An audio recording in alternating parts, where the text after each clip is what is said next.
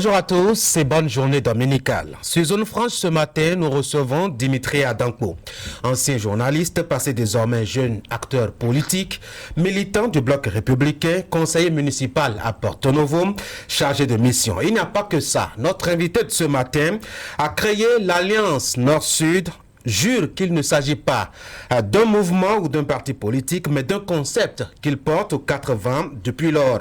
Aujourd'hui, c'est Canal 3 Bénin qui l'accueille pour en évoquer le contenu et l'opportunité. On parlera par ailleurs, le temps nous le permettra certainement, d'autres sujets de l'actualité nationale. Politique prioritairement, le profil de l'homme l'impose en effet. Et puis, inutile de le préciser, Dimitri Adankpo est défenseur tout poste confondu de la gestion et des résultats de Patrice Talon depuis 2016 qu'il dirige le Bénin. Et pour lui, c'est la meilleure gestion de l'histoire du Bénin, peut-être même de l'humanité qui sait. Vous allez l'entendre et vous en rendre compte par vous-même si vous ne le connaissez pas suffisamment déjà. Dimitri Adankpo, bonjour. Bonjour, cher. Bienvenue à Canal 3 Bénin. Vous êtes président, donc faut-il le rappeler, de l'Alliance Nord-Sud. Et vous êtes là pour qu'on en parle. En tout cas, bienvenue à Canal 3 à Bénin, et précisément sur Zone Franche, suivi et relayé, faut-il le rappeler, par un réseau de radios partenaires sur l'ensemble du territoire national. Je citerai partout. Solidarité FM à Djougou, Fraternité FM à Parakou, Dialogue FM à Kandi. Cette émission, je l'animerai comme depuis quelques dimanches maintenant avec Herman Parfait à Niamboussou. Herman, bonjour. Bonjour Tanguy Agoy, Herman Dimitri Adankpo, bonjour, bienvenue sur ce plateau. Tanguy l'a dit tantôt, vous êtes président de l'Alliance Nord-Sud. Alors pourquoi une Alliance Nord-Sud et pourquoi le choix de Dassa pour la naissance de cette alliance-là?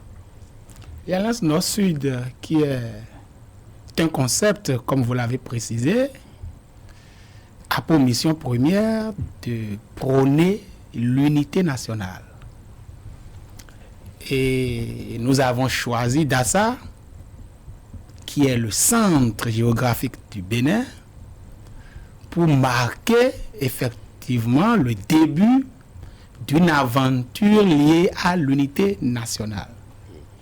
Est-ce que vous voulez donc dire que le Bénin n'est pas suffisamment uni et donc que l'Alliance Nord-Sud prône ça et donc va veiller à cela désormais? Je dois dire d'abord que l'unité nationale est une quête permanente. Il n'y a pas de pays définitivement uni, éternellement uni. On travaille à l'unité nationale, on travaille à l'union des filles et des fils d'un pays, on travaille à l'amour et à la solidarité autour de l'essentiel qu'est le développement. Ça veut dire que le choix de Dassa a été fait à dessein? Le choix de Dassa a été fait exprès. Pour dire, nous partons de là pour aller en haut, nous partons du haut pour revenir à Dassa, nous quittons Dassa pour aller en bas, annoncer la bonne nouvelle. Les élections présidentielles, l'élection présidentielle de 2021 s'annonce à grands pas. Les oreilles averties entendent des choses.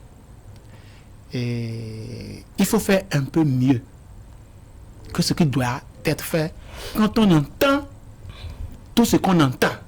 On entend quoi? On entend, excusez-moi, je vais être encore direct aujourd'hui, des propos va-t-en-guerre, des genres de menaces. À partir de cet instant, il doit partir. Qui menace qui c'est le bon jeu, le bon droit du bon jeu, justement. Quelqu'un détient un pouvoir, l'autre a bien envie d'avoir le pouvoir. Il avance justement les menaces qu'il faut, peut-être en restant dans les règles de l'art. C'est parce qu'on n'est pas dans les règles de l'art que je m'exprime ainsi. Et votre souris fait savoir que les téléspectateurs, vous-même, vous comprenez de quoi je parle? Non, vous m'attribuez une idée que je n'ai pas. Moi, je ne comprends pas encore de quoi est-ce que vous voulez parler dans le fond, quand vous parlez d'unité nationale. Alors même qu'on n'a pas des signaux, en tout cas, qui nous montrent véritablement qu'il y a un problème. Est-ce que quelque part, vous ne saisissez pas l'opportunité de l'approche de la présidentielle 2021 qui fait monter les enchères, notamment dans la création tous azimuts de mouvements et autres, pour sortir aussi votre jeu? Moi, je suis Herman Dimitri Adankpo. Ceux qui me suivent connaissent mon parcours. Ils savent que je ne suis pas dans la cosmétique. Et le discours fondateur de Dassa sur la toile, connu de tous, et savent que ce n'est pas ce qu'on appelle communément du matu vu. Je reprécise que l'unité nationale n'est pas une quête, c'est pas un acquis permanent. C'est pas un acquis permanent.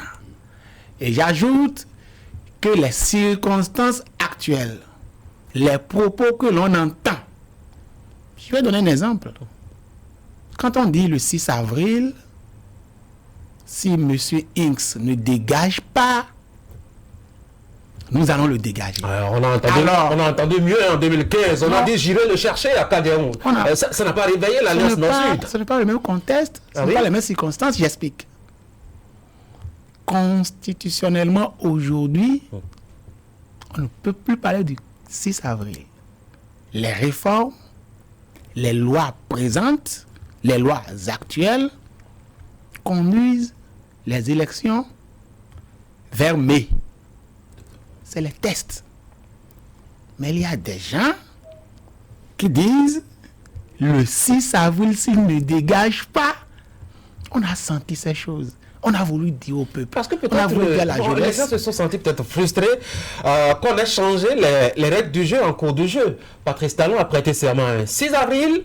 En principe, pour 5 ans, ça fait un autre 6 avril. Quand on compte 5 après, et son mandat devrait prendre fin. Alors, s'il y a un coup de route, on se retrouve avec une bonne quarantaine de jours de plus, vous ne voulez pas que les opposants applaudissent. C'est leur droit d'être frustrés. C'est leur droit de dénoncer. C'est leur droit de ne pas être d'accord, mais c'est leur devoir de se plier aux exigences de la Constitution. Et vous rappelez qu'on ne prêtait pas serment le 6 avril, on prêtait serment le 4 avril. Décidé par l'équipe constitutionnelle. Très bien. Il y a une nouvelle donne qui a rallongé de 2 jours. Personne n'avait menacé personne. Personne n'a pas dit que la démocratie est en danger ou que nous sommes complètement foutus. Il n'y a pas eu prolongation de délai de mandat là. On prêtait serment le 4 avril. Mathieu Kérékou a prêté serment le 4 avril. On lui a fait remarquer que le serment prêté n'était pas valide. On l'a fait reprendre un 6 avril. Et le 6 avril suivant, il a laissé le fauteuil ou bien il l'a remis en jeu. Et après, on a continué à prêter serment les 6 avril. Donc, il y a 2 jours de plus. Il y a pas une bonne quarantaine. Bon, revenons en tout cas à la vie de votre Alliance Nord-Sud. Quels sont les acteurs derrière? Bon, on nous a habitués à voir des choses et à demander aussi ceux qui sont derrière. Quelles sont les visions et les acteurs derrière vous? Les acteurs derrière nous, c'est la jeunesse combattante, c'est la jeunesse libre et engagée, ce sont nos idées, c'est notre conviction, nos intimes convictions qui nous manipulent. Rien d'autre. Et les gens savent. En fait, dans le pays, lorsque vous faites quelque chose d'à peu près, lorsque vous faites quelque chose de circonstanciel, qui ne ressemble pas à quelque chose de durable, vous n'avez pas ces genres d'appréhension, ces genres de critiques. Mais lorsque, excusez-moi, c'est beau, c'est bien structuré, c'est bien organisé, ça sent du sérieux. On veut verser dans le narcissisme maintenant, c'est ça? En République du Bénin, il faut verser un peu dedans. Dans le narcissisme. Parce que personne n'a envie de vous dire que vous faites bien. Essayez de me démontrer véritablement que ce n'est pas un mouvement politique derrière, qu'il n'y a pas des enjeux politiques derrière. Attention. Vous savez que je n'ai pas ma langue dans la poche. Il y a un enjeu derrière. L'enjeu, c'est le Bénin. L'enjeu, c'est le développement. L'enjeu, on peut même dire que c'est l'épanouissement de ceux qui sont dedans. Pourquoi pas? Oui, il y a le pays, la paix, la stabilité sociale. Il y a les intérêts. Ah oui. Si c'est ça que les gens n'ont pas l'habitude de dire, moi je le dis ouvertement. Il y a un enjeu politique derrière l'Alliance Nord-Sud. D'abord, le premier enjeu, puisque je n'ai pas dit tout à l'heure la seconde mission, il faut le dire en même temps, c'est la promotion, le partage, la diffusion des explications sur le programme d'action du gouvernement et le triomphe de la rupture. En dehors de l'unité nationale que l'on doit prôner, de la paix que l'on doit sauvegarder, il y a l'enjeu de la défense des acquis de la rupture. C'est-à-dire que ceux qui pensent que la rupture n'a rien fait ne sont pas bienvenus chez vous. Donc, ils ne peuvent pas parler d'Alliance Nord-Sud. Ils ne peuvent pas parler donc de préservation de la paix avec vous. C'est une belle remarque. On ne prône pas seulement l'unité nationale pour dire après que la rupture a failli, la rupture est complètement à côté et que la rupture ne peut point Encore, est-ce que le dire remet en cause la paix et l'unité nationale? Dire que la rupture a échoué dans sa gouvernance? Attention. Je dis, nous avons deux missions. Oui. Unité nationale, Oui. promotion du PAG. Moi, j'ai envie de saisir la branche promotion de la paix et de l'unité nationale. Peut-être que je n'ai pas la même vision que vous par rapport à la gestion de Patrice Talon. Je ne peux donc pas venir avec vous, c'est ce que vous dites. Celui qui se lève, ou ceux qui se lèvent dans un pays pour dire nous voulons qu'il y ait la paix, espère que tout le monde vienne. Mais on n'oblige pas les gens à venir forcément dans ce creuset. Il y a des gens, il existe des gens dans l'opposition, dans la société civile, dans la mouvance présidentielle, qui ont peut-être d'autres idées pour préserver la paix et la stabilité.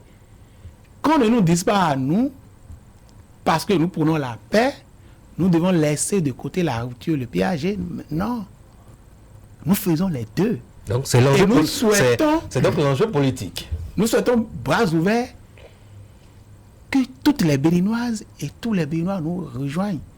Mais on ne peut pas les ligoter et les déposer chez nous.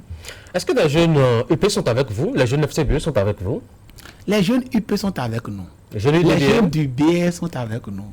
Les gens de Moël sont avec nous. Les gens de la société civile sont avec nous. Les gens du PRD, les jeunes du PRD sont avec nous. Les gens des FCBE sont avec nous. Il y a, et je vais vous dire, je vais vous raconter une petite anecdote sur un réseau social, un groupe WhatsApp qu'on appelle Mon Pays, où un jeune frondeur est systématiquement presque opposé au régime de la rupture, lors d'une discussion hier nuit, m'a dit ça, j'apprécie. Ça, je kiffe pour. Ça, je suis d'accord. Et il est même venu hier à notre séance d'installation des structures de l'OME. C'est pour vous dire que nous avons tout le monde. C'est vrai que nous avons du mal à avoir les partis politiques de manière formelle. On a du mal à avoir des militants politiciens de l'opposition déclarée. Ça, c'est une prise de position. En tout cas, vous savez comment vous gérez la mobilisation autour de votre alliance. La première observation que moi j'ai entendue quand votre alliance Nord-Sud est née, c'est que Trinity Adampo est en train de créer une autre cellule jeune, BR, justement après ce qui s'est passé à Dassa. Parce que justement, la plupart de ceux qui sont autour de vous proviennent du BR. Alors, on veut dupliquer la cellule BR, c'est ça? Des jeunes? J'ai été suffisamment clair ailleurs et ici. Il va être davantage clair. Celui qui vous parle est membre fondateur du Bloc républicain. Celui qui vous parle par surcroît est conseiller politique de l'organisation des jeunes du Bloc républicain. Je reste attaché au principe des statuts et du règlement intérieur du Bloc républicain. Nous restons disciplinés par rapport aux idéaux, aux exigences statutaires du Bloc républicain. Mais nous disons, nous voulons faire quelque chose d'un peu plus. Oui, mais quelle est cette discipline qui ne vous oblige pas à créer au sein de l'organisation à laquelle vous appartenez, plutôt que de sortir et d'aller chercher, parfois même dans le rang de vos concurrents? Quand je vous voyais, quand j'imagine que vous travaillez par exemple avec des jeunes de l'UP ou de l'Alliance de Moël Bénin, etc., qui sont des partis politiques qui veulent conquérir le pouvoir autant que le BR, donc vous travaillez, vous êtes de connivence avec même, je dois dire, des concurrents politiques. Ça ne se conçoit pas en politique, non? D'abord, on s'entend que ce n'est pas un parti politique. Parce que je n'ai pas de récépissé au ministère de l'Intérieur. Ah, c'est pourquoi vous êtes un peu très diplomatique. Tous ceux qui me connaissent savent que je ne suis pas dans les histoires de mouvement. Et qu'à l'approche des élections, tout le monde fait semblant d'oublier. J'invente des principes, des concepts. C'est nous le peuple qui a un concept inventé par Herman Dimitri Adankpo à l'approche, quelques mois avant les législatives, ou un an avant. Mais tout le monde a oublié. Et veut dire aujourd'hui, on veut insinuer aujourd'hui que je veux créer un parti politique. Mais calmez-vous, il n'y a aucune déclaration dirigeant officiellement. Il n'y a aucun parti de la mouvance qui s'en offusque. Il n'y a pas grande contradiction par rapport à ce que nous avons fait. Au contraire, nous avons eu le retour. Alors, qu'est-ce qui différencie l'Alliance Nord-Sud des autres mouvements politiques qu'on a vu naître déjà à quelques mois de la présidentielle au Bénin? Je n'ai pas encore entendu quelqu'un dire qu'il a créé son affaire spécifiquement pour sauvegarder, pour regarder de près. Vous ne suivez pas l'actualité politique nationale, vous feignez de ne pas suivre. Laissez-moi finir. Oui. Qui veut regarder de près l'unité nationale? Sinon, on me le cite. La deuxième chose, la défense du PAG. Ça, il y en a. Mais nous, vous aurez constaté depuis hier que nous avons des documents que nous présentons aux étudiants, aux élèves, aux fonctionnaires, aux enseignants et autres, aux populations, pour dire voici ce qui a été proposé, voici ce qui est fait, voici ce qui est en train d'être fait, voici ce qui est projeté pour être fait. Nous sommes à l'heure du bilan. Vous devez savoir tout ça clairement et faire votre choix par rapport à ça. Et conclure que ce qu'il nous faut après cet instant, dans 7 mois, c'est la rupture. C'est la continuation de la rupture. Vous ne voulez pas dire officiellement que vous entrez en campagne, c'est ça, hein? La vieille campagne.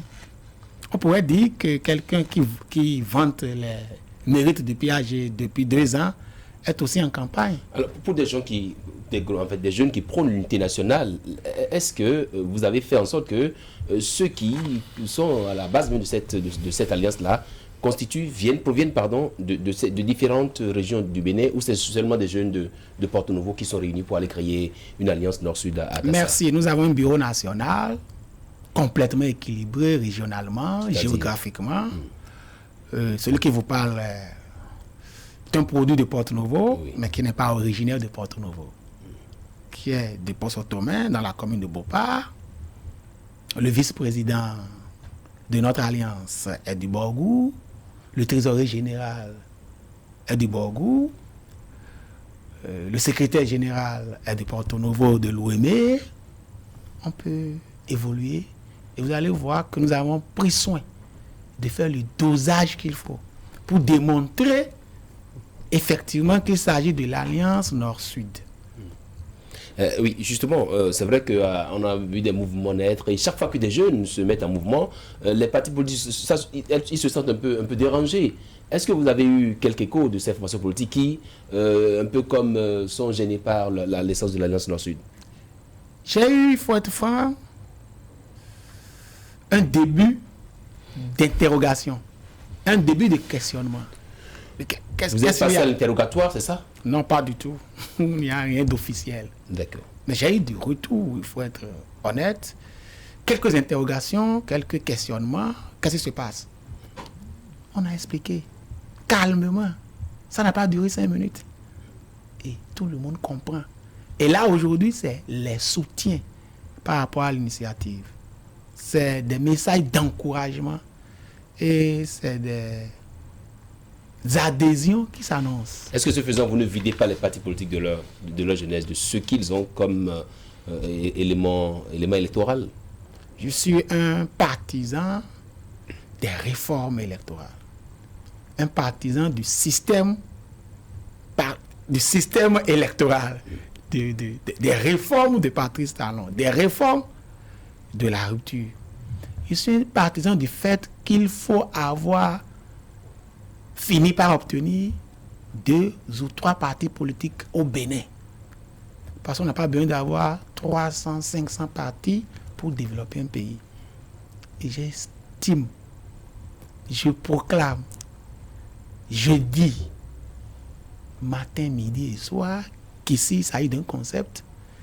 D'ailleurs, c'est une affaire ponctuelle qui concerne la présidentielle de 2021. Pourquoi est-ce que vous faites une fixation sur la présidentielle de 2021? Après la présidentielle, la paix peut voler en éclats, ça ne vous dérangera pas? Il y a moins de soupçons, de risques en période non électorale. C'est pourquoi on tient la présidentielle de 2021. Quel est le mode opératoire de votre alliance? Voilà. Hier déjà, comme je vous l'ai dit, nous avons des structures au niveau national. Nous avons mis sur pied la structure de l'OME et la coordination de l'Alliance Nord-Sud de l'OME, qui sera formée par des gens qui s'y connaissent techniquement en matière de PAG, domaine par domaine. Nos militants, nos partisans, nos membres, les responsables vont s'acquérir plus profondément du contenu du PAG. Ils vont expliquer au reste de la population. Ça, c'est la partie 2, la mission, l'une des missions. La deuxième mission. La première n'a pas besoin de structuration extraordinaire, c'est de dire aux jeunes, surtout que vous pouvez être opposant, vous pouvez avoir des idées divergentes par rapport à la rupture, mais vous pouvez fonctionner sans aller casser les stations, sans aller casser les banques, sans aller brûler au carrefour, vous avez des craintes, sans faire des menaces. Vous avez des craintes que des jeunes puissent se mettre dans les rues parce que l'unité nationale serait mise à mal? On prévient. Est-ce que vous vous rappelez de cette philosophie de l'ancien président ivoirien? La paix n'est pas un vain mot, la paix est un comportement. C'est comme si, tel que vous le présentez, les jeunes n'attendent que la présidentielle pour se réveiller comme de petits écervelés et se mettre à brûler, à casser et tout. Est-ce qu'il n'y a pas des actes antérieurs sur lesquels il fallait travailler pour éviter d'arriver à cet extrême-là, à ces actes qu'on déplore, faut-il le dire, avec toute l'énergie qu'il faut? Est-ce qu'il ne faut pas des actes plus concrets que justement les paroles que vous émettez pour convaincre les gens à garder la paix? C'est une question pertinente. Mais je voudrais dire avec beaucoup de fermeté et de conviction que quels que soient les actes posés précédemment, il n'y a aucune raison valable pour que l'on brûle, pour que l'on casse, pour que l'on menace, pour que l'on envahisse la rue, non pas pour manifester sainement, pacifiquement, mais pour brûler, pour gâter tout. Ça là, c'est condamnable, quelles que soient les raisons que vous allez évoquer. Oui, mais quand les gars, il semble que, il semble peut-être que les espoirs sont déchiquetés, que peut-être ils n'ont plus la force de croire, justement, et qu'on ne leur permet même pas de croire. Est-ce que ce n'est pas pire que ce que vous dénoncez? Par exemple, par rapport à ça, si je pouvais avoir des dossiers clairs, des actes posés qui pourraient susciter tant de désespoir au point... Vous connaissez l'histoire des nations, hein? Vous avez vu comment le génocide au Rwanda, ça a commencé. C'est justement en arrachant tout espoir à l'individu que ça a commencé. Vous voyez combien de jeunes prennent la route de la mer pour y perdre la vie parce qu'ils n'en peuvent plus, parce qu'ils ont le dos au mur. Il y a des éléments qui poussent justement les hommes à aller vers des extrêmes, à aller vers des extrémités. J'attends d'obtenir de vous un élément. Je vous sais plus perspicace et plus observateur de la vie politique nationale que ça.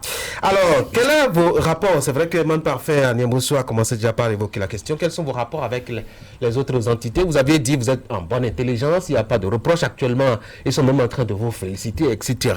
Quels sont les appuis qu'ils vous apportent? Quelles sont les orientations qu'ils vous font? Les conseils ordinaires, les mêmes conseils, les messages d'encouragement, les questions d'appui sont de divers ordres. Moi, je ne fonctionne jamais par rapport à mes idées ou à mes convictions du point de vue appui pécunier. C'est la différence avec beaucoup. On peut y croire, on peut ne pas y croire. Les gens disent que les gens disent que vous êtes bien financé. Hein? On connaît vos amitiés avec le directeur général actuel de la LNB. On connaît vos amitiés avec un certain nombre de classiques du pouvoir en place. Vous n'allez pas dire qu'ils ne vous gavent que de conseils. Je ne rejette pas mon ami, mes amis, parce qu'on est sur un plateau de télévision.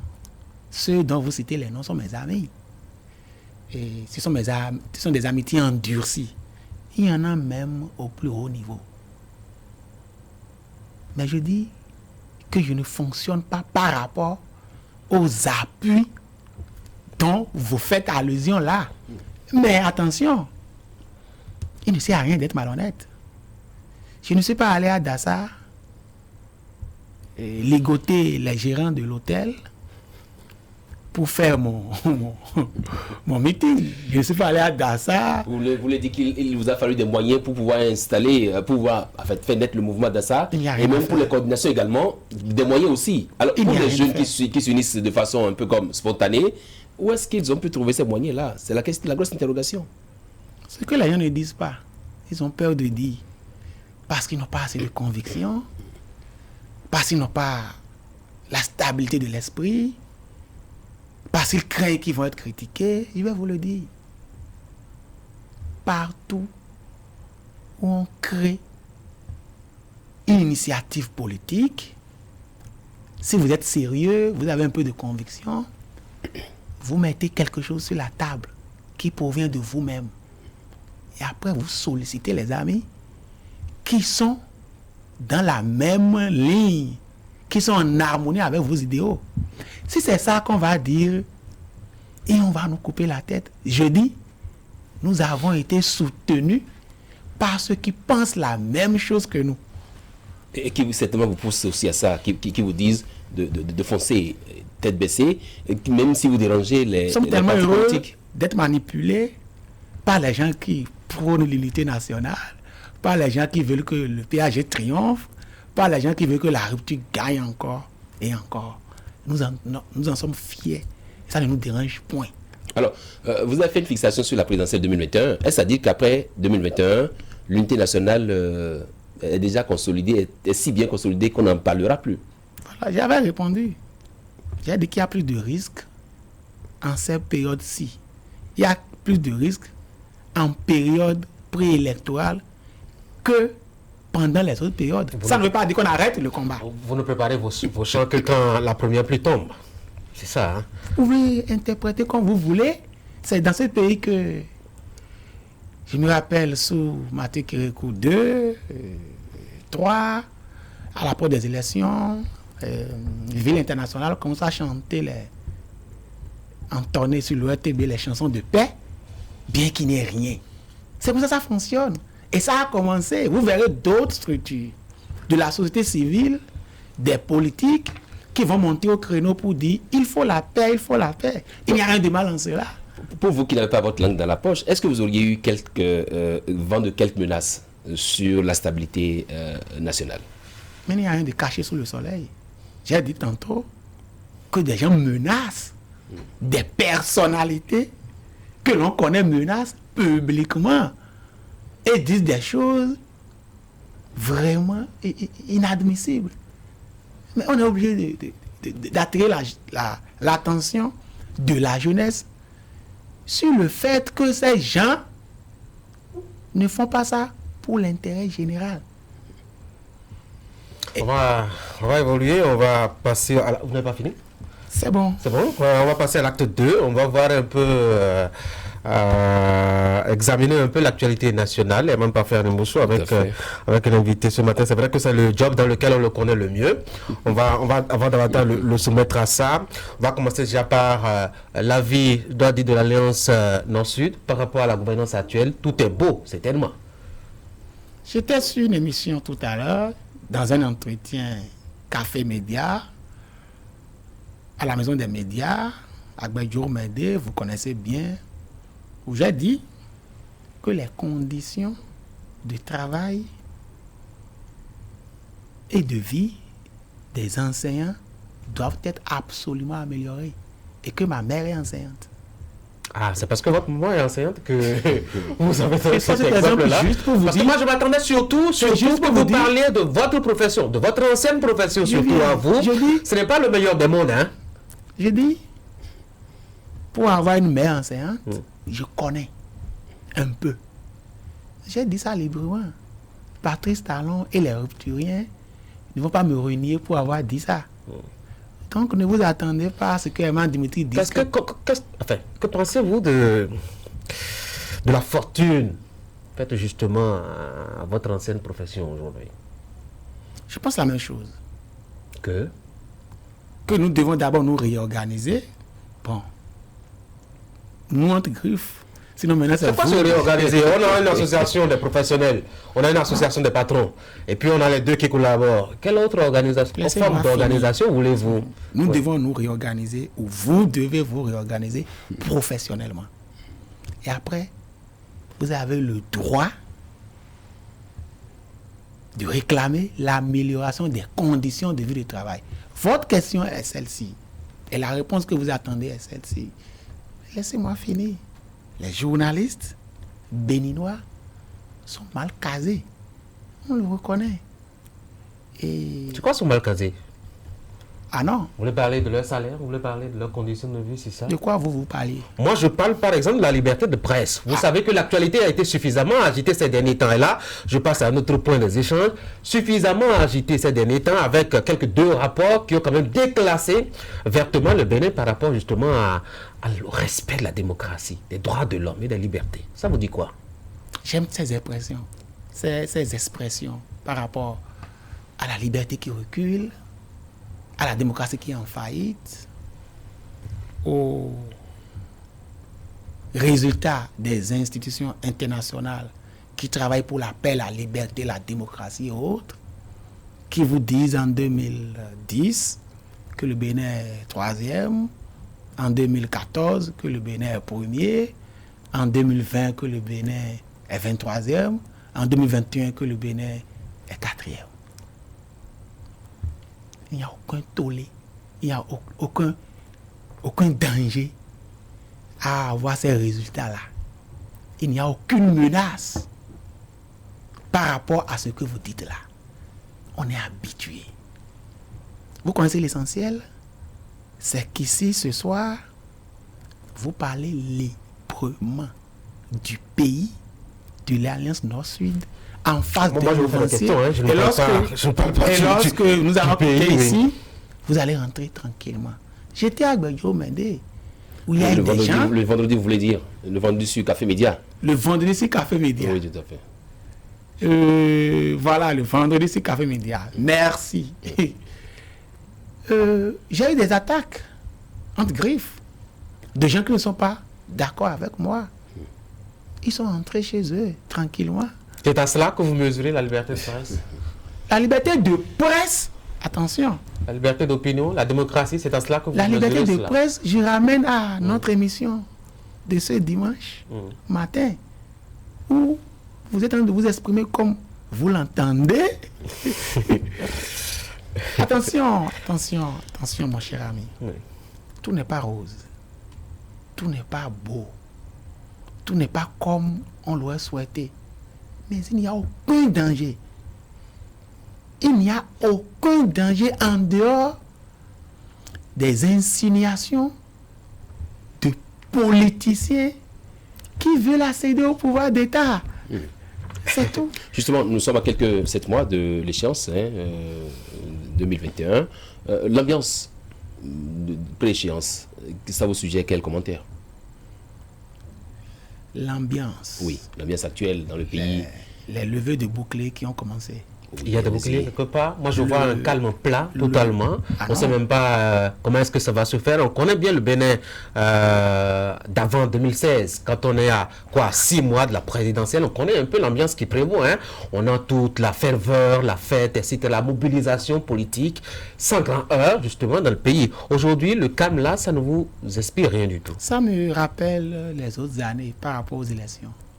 Toutes les fois que les élections approchent, on dit ça ne ressemble pas à l'autre année. Ah bon? Oui, toujours. Si on va dans les archives, vous allez voir les journalistes, les militants, l'opposition. Vous l'aviez déjà dit, vous, quand vous étiez dans la profession, oui. Lorsque vous allez présenter vos micros au marché d'Antokpa, aux Bonnes Dames, en décembre, nous n'avons jamais connu tant de méventes. Chaque année, les dames qui sortent les soirs en Mercedes, là, qui ont dans de belles maisons. Que pour vous, elles mentent, et qu'elles font de bons chiffres en réalité, qu'elles ne sont pas honnêtes. C'est ce que vous voulez dire. Oui. Et qui rentrent dans leurs belles maisons. Elles ont des maisons à Cotonou, à Porto-Novo. Elles ne vendent qu'à Dantokpa. Elles disent toujours, il n'y a jamais eu de mévente. Autant que ce que nous subissons. Allez dans les archives. Ça ne veut pas dire que tout va bien. Mais ces choses-là n'inquiètent pas des gens comme nous. Le fait de brandir. Ce n'est pas un bon. Des menaces. Une référence pour jauger justement ce qui se passe dans le pays. Voilà, c'est ça. Oui, c'est vrai. Et que dites-vous de ces mouvements subitement nés pour susciter une nouvelle candidature de Patrice Talon et qui subitement ont perdu aussi leur voix et leur capacité à se mouvoir depuis quelque temps? Ce n'est rien de nouveau. Depuis que j'ai ouvert les yeux, il n'y a rien de nouveau. Que les gens commencent à crier que tel doit se maintenir au pouvoir ou que tel doit être président de la République. 2. Le pouvoir semblait dire, je ne suis pas dans la personnalisation. Ne vous servez pas de mon image, de l'image du patron qui est le président de tous les Béninois pour faire ce que vous faites là. Si vous avez des convictions par rapport, c'est comme ça que moi je comprends, par rapport à 2021, vous pouvez l'exprimer sans tomber dans ce que nous avions refusé. La preuve est que certains ont continué. Et personne n'a arrêté l'alliance Nord-Sud. Voilà. Patrice Talon, sera-t-il candidat ou pas?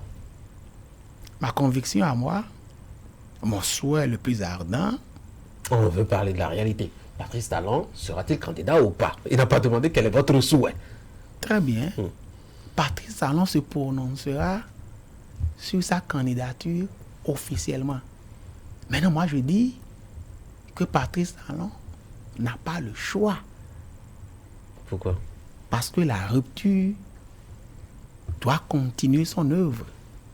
Parce que je veux subitement continuer à découvrir subitement Zongo Bitumé. Même si des gens qui n'ont jamais rien fait disent qu'on ne mange pas la route.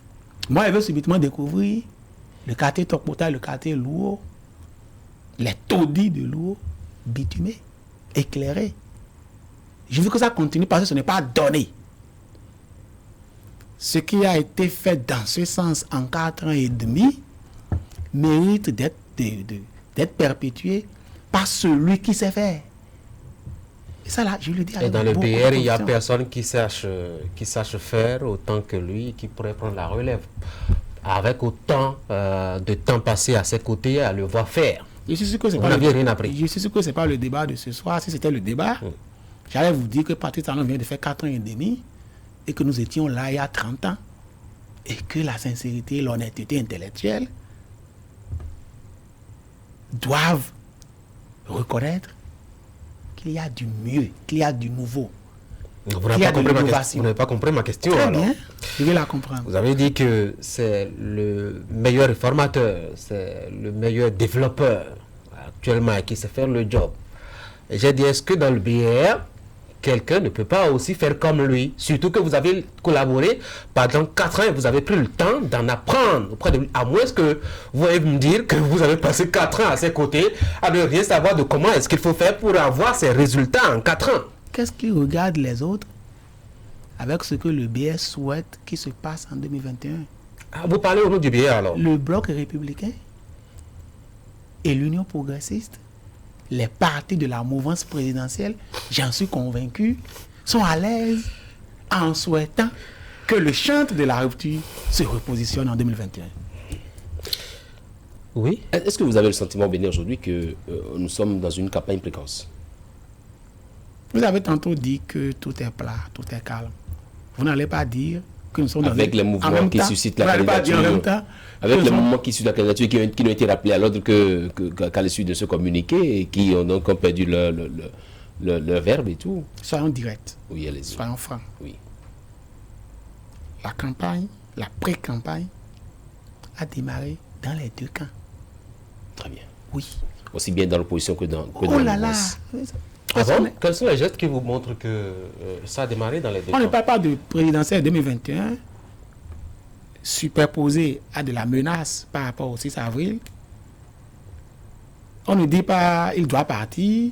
On ne rassemble pas les gens pour parler de 2021 et finit par conclure qu'on n'est pas en pré-campagne. Moi je suis les médias, je n'ai pas justement ce discours. Oui. Mais maintenant, du côté de la mouvance, quels sont les actes de pré-campagne déjà qui ont commencé ou de campagne qui ont commencé? Les actes de pré-campagne qui ont commencé. D'abord, ont commencé depuis le 6 avril 2016. Ah bon? Oui. Moi j'ai vu. Tous ceux qui parlent de parti de salon doit réussir, le PAG doit triompher, nous devons évoluer, il doit être soutenu.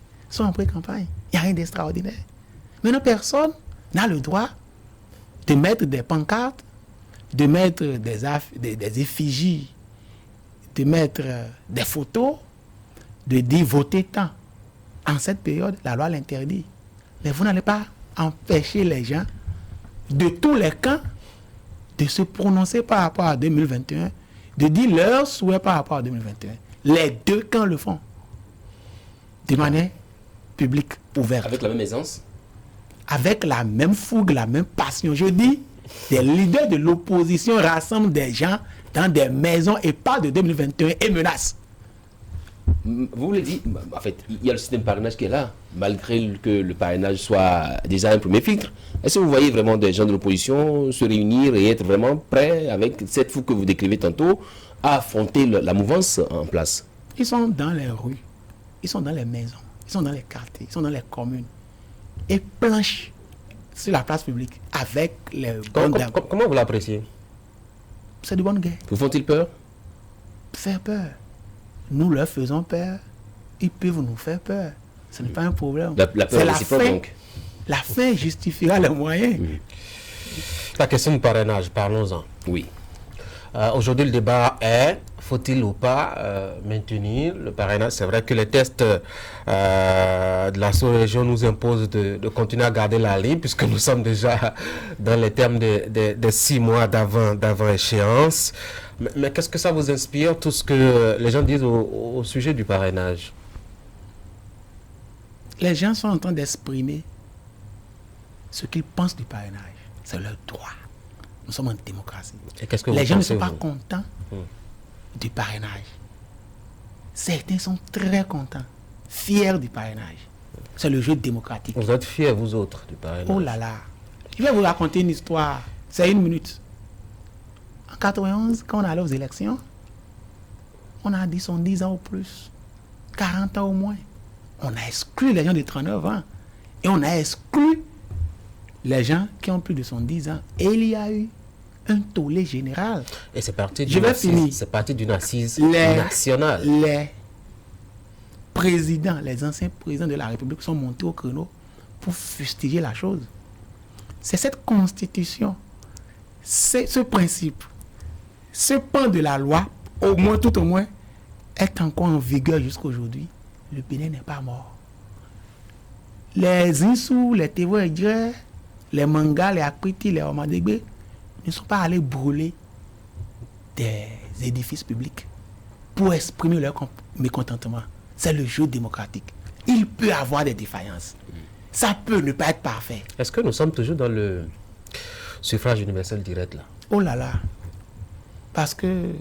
Donc on n'était pas dans le suffrage universel direct depuis 91. Comment ça? Puisque Ce sont la population qui vont directement voter, Puisque- non? Alors maintenant, vous leur imposez, je dois dire, un plateau dans lequel ils doivent choisir. Les populations- Vous limitez même le nombre de candidatures. Les populations n'iront pas voter prochainement.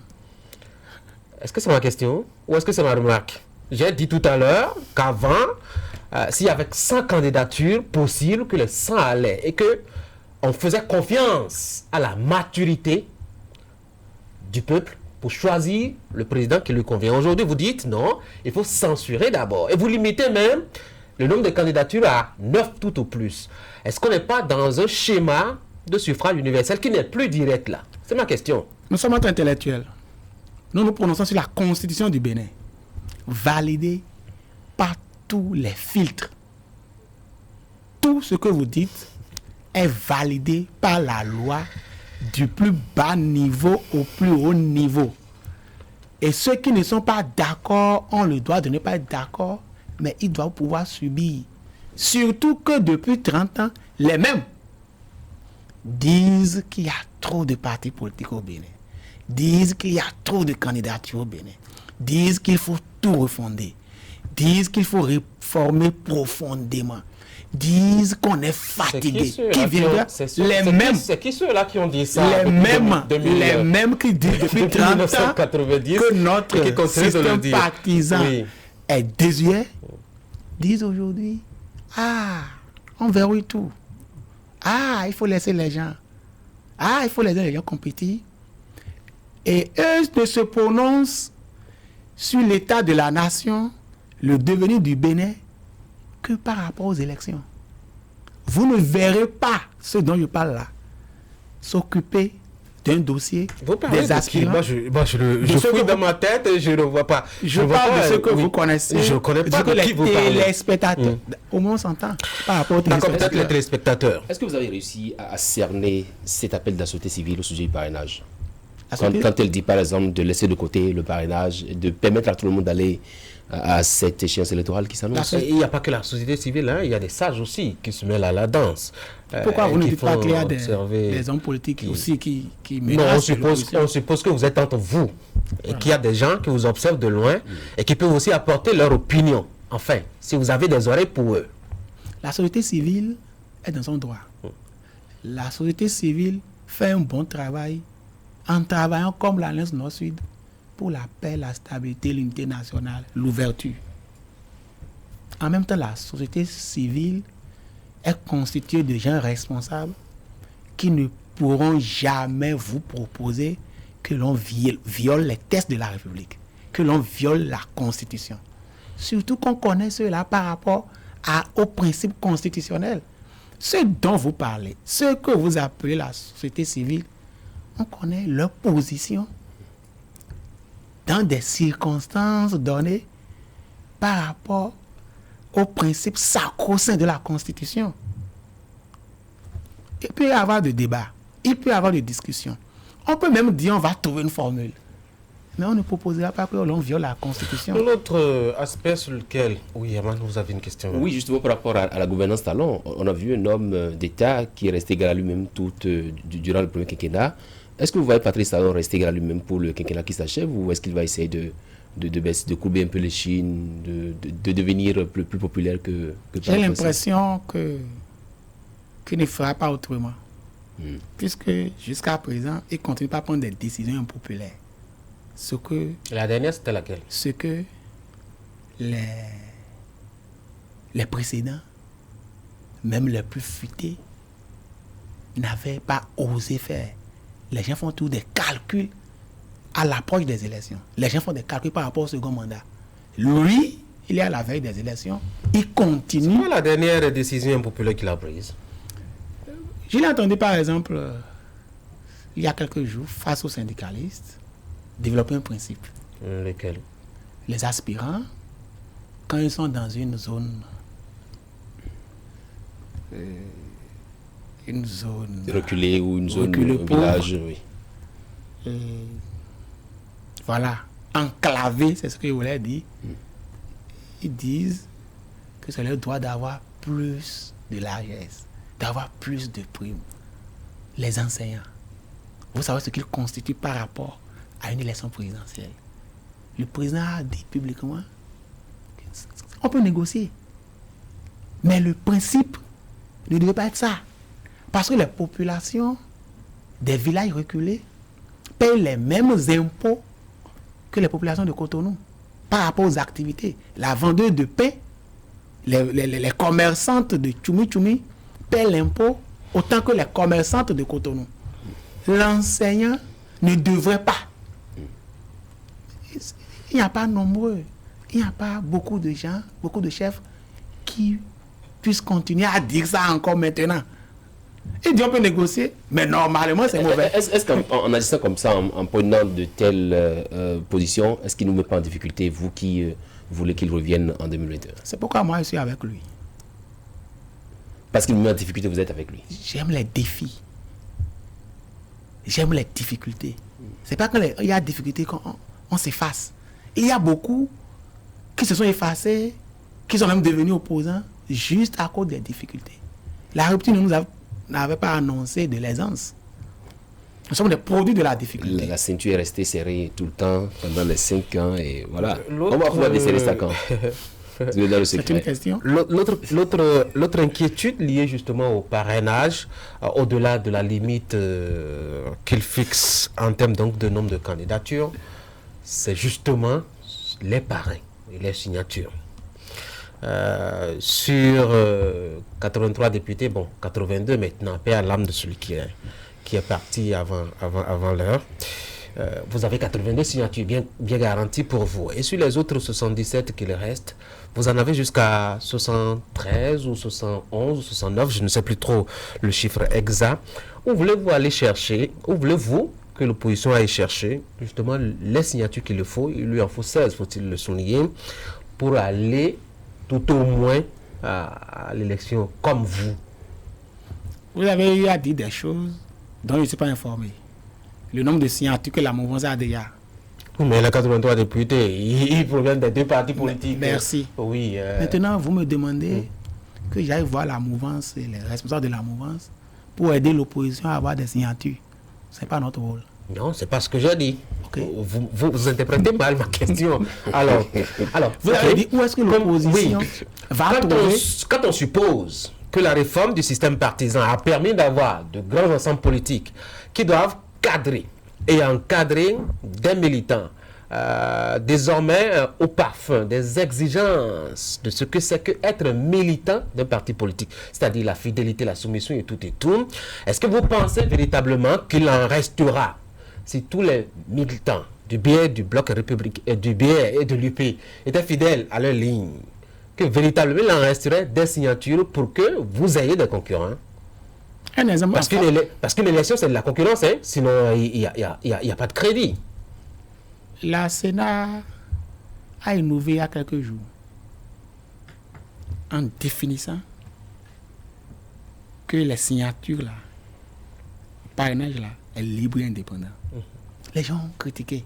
Oui, mais est-ce que c'est le rôle de la Sénat?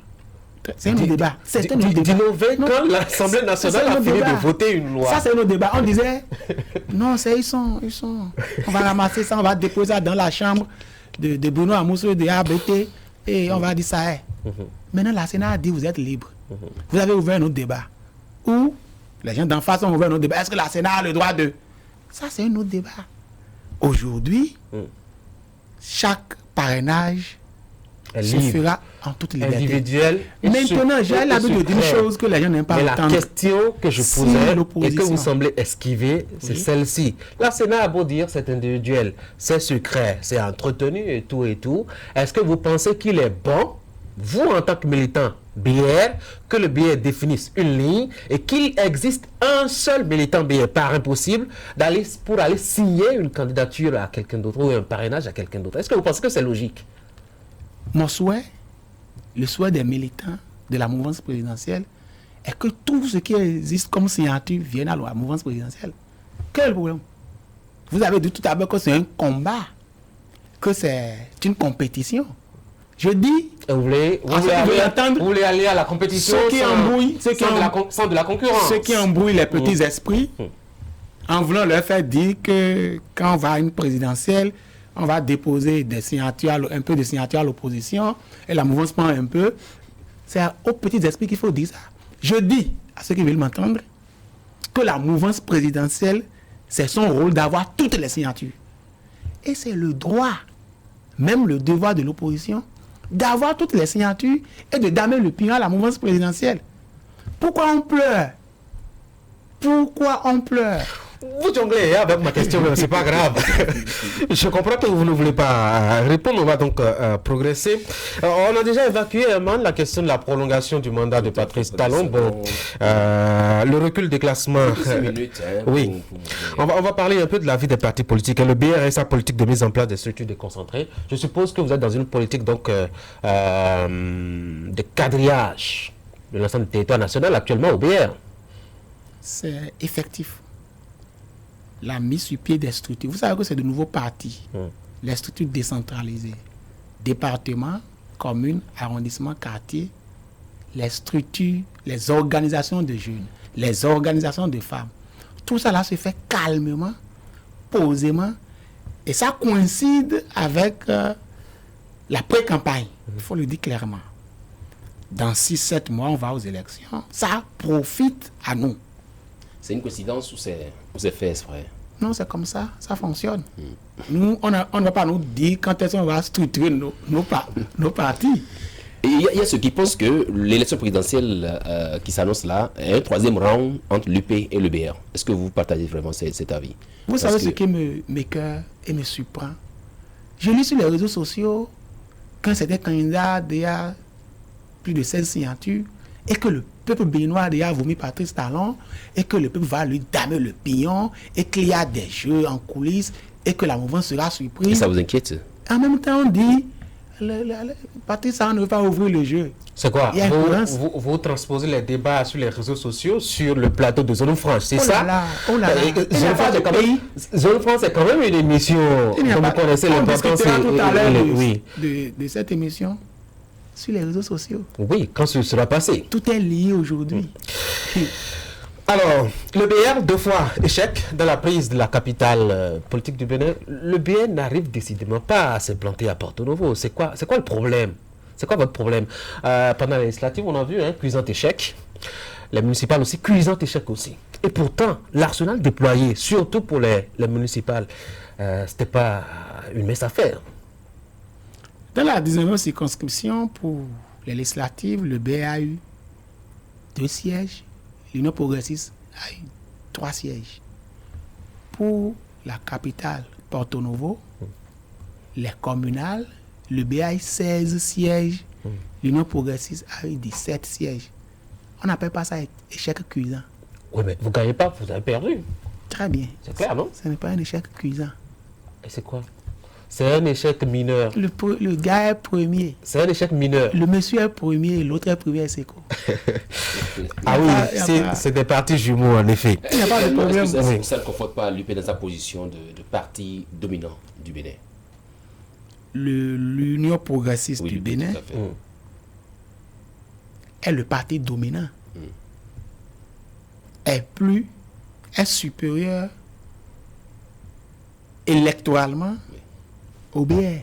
En ce moment, on travaille à faire de même, à améliorer nos performances. Ça ne dérange pas le BR de chanter partout qu'il est le parti de la jeunesse et des femmes, alors même qu'il n'a jamais réussi, en tout cas partout où il a pu décrocher des mérites, positionner des femmes par exemple. La seule femme que vous avez BR, la mère de Tofo. À part ça, vous ne vendez plus une autre femme. Le BR est né il y a quelques petites années. Et en face de vous, il y a un jeune que vous connaissez, que le BR essaie de promouvoir. Il y en a d'autres. C'est quoi? Comme élu, conseiller communal? C'est quelque chose. Ou bien comme chargé de mission? Tout ça. On peut citer des noms à longueur de journée. Le BR vient de naître et fait son petit bonhomme de chemin. On va y arriver avec beaucoup de conviction et de détermination. Oui, rapidement pour parler de l'opposition, le parti FCBE, probable parti leader de l'opposition, est-ce que ça dérange? Est-ce que pour vous ça apporte un peu de piquant au débat politique? légalement, c'est le parti de l'opposition. Il y a des gens en face qui disent que ce n'est pas le parti de l'opposition. C'est quoi? Vous les écoutez aussi pour travailler? Que c'est eux, parti de l'opposition. Ils n'ont qu'à gagner. Les FCBE n'ont qu'à échouer. C'est ça le jeu démocratique. Et je dis qu'on embrouille les petits esprits avec des mots, on surfe sur l'émotivité des populations pour... Vous n'avez pas répondu à la question de Herman Parfait. Comment?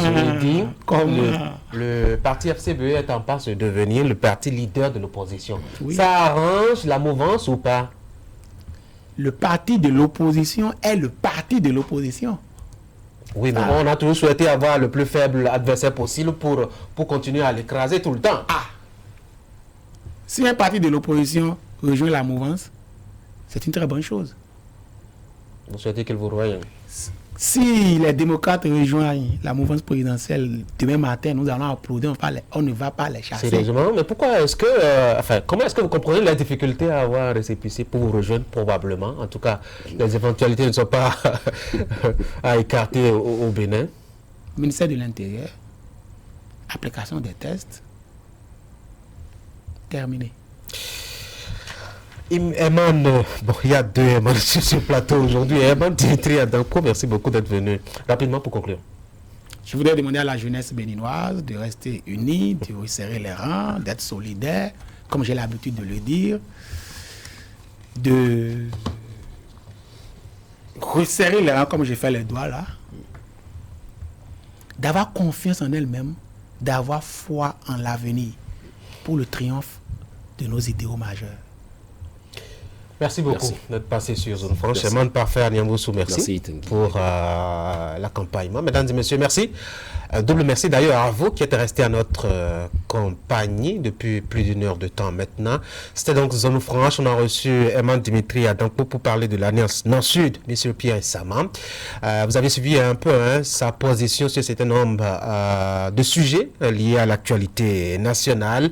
On va vous remercier encore une fois d'avoir été là et de prendre le rendez-vous pour dimanche prochain à partir de 10h30.